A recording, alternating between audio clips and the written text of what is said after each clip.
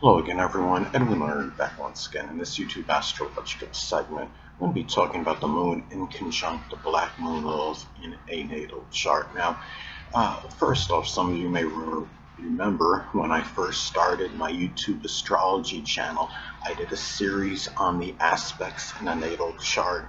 They were a little bit concise. Some people may refer to them as snappy. So what I decided to do was make another series on them in which the videos would be a little bit longer and more descriptive. So anyway, first thing up is, well, if you have the moon in conjunct the Black Moon Lilith in a natal chart, there may be an adjustment, which is the inconjunct that could be needed between the emotional needs, which is the moon, and what you are passionate about, which is the Black Moon Lilith. Now, if you have, say, the Black Moon Lilith is in Capricorn, what you're passionate about may be things, that are tied in with business, career-related matters, ambitions, your responsibilities.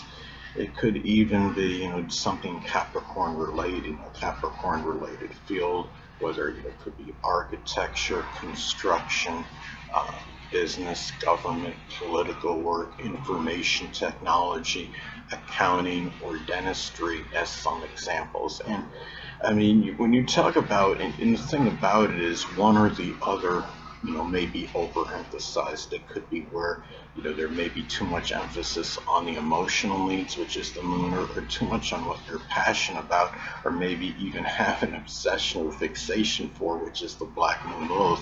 I mean, if you have, let's say you have the inconjunct in Gemini and Capricorn, I mean, you're talking about a major disparity in the energies, because Gemini, is about, diversifying, doing manifold things, having variety, where Capricorn is more about, concentrating on one particular thing, more single-minded, focus, more structure and discipline. So,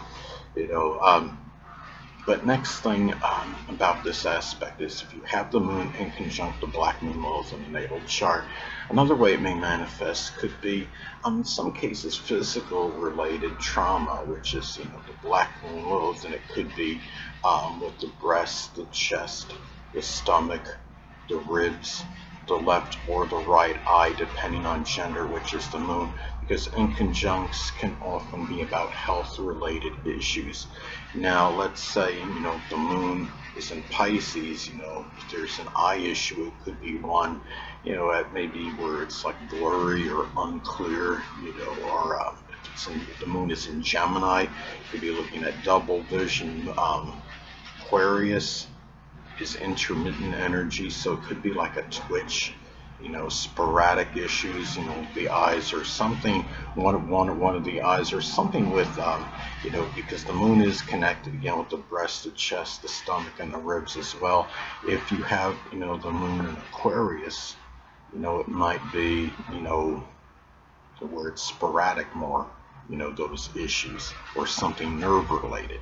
Now, another thing about this aspect and how it may be expressed in the natal chart, it could be where the home and the family, which is the moon, may extremely support, what you don't want unveiled, which is the Black Moon Lilith one moment, and other times they could be very averse to this, and you might find them, whether it's, gossiping, talking about, things to others that you would really rather keep, in the closet, so to speak.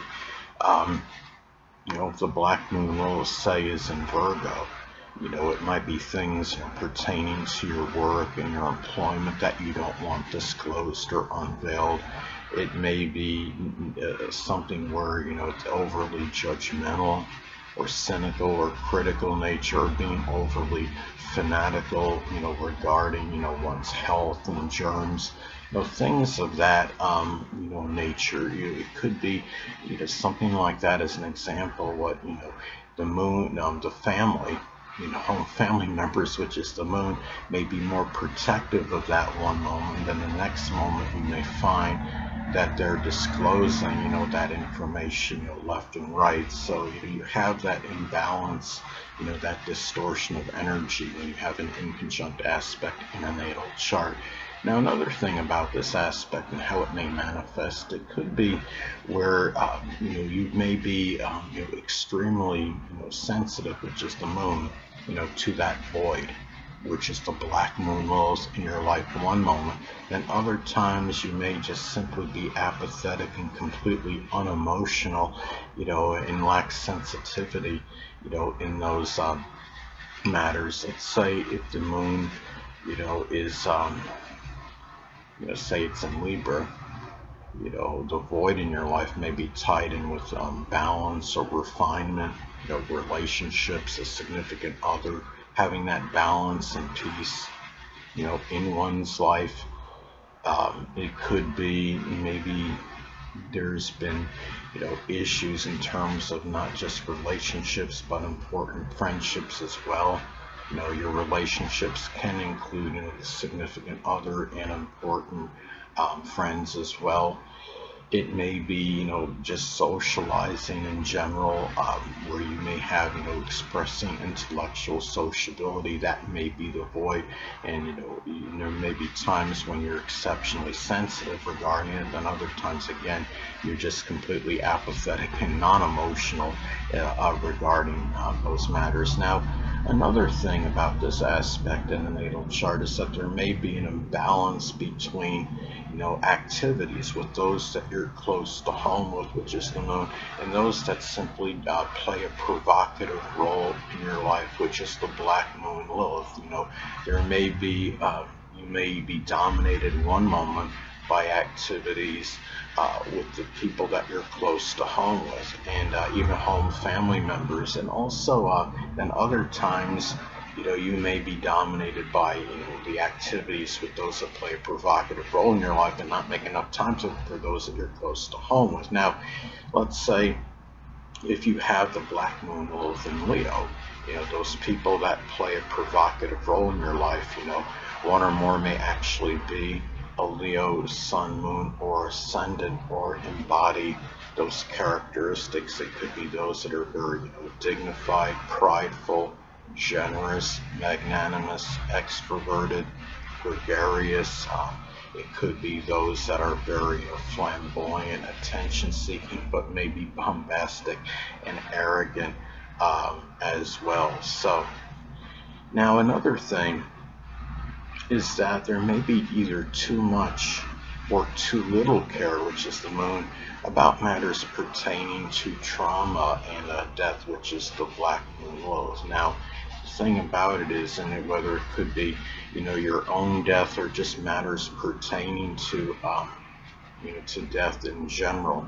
There may be, let's say if you have, your black moon Lilith in Scorpio, there may be certain trauma, that may be connected, the colon, the bladder, the prostate, the urinary tract, the reproductive system. And there may be, times where there's either too much care, in those matters. Then other times you may just act, almost oblivious to it and not really care about it at all, just be completely apathetic in matters pertaining to that. Now, another thing too is that you may feel, which is the moon, too much or too little, like embracing the higher level of the black moon Lilith placement. So there may be times where you may really feel like trying to work on embracing that higher level of the BML position. Other times you may not put any energy into that. Now let's say the black moon Lilith is in Aquarius right now.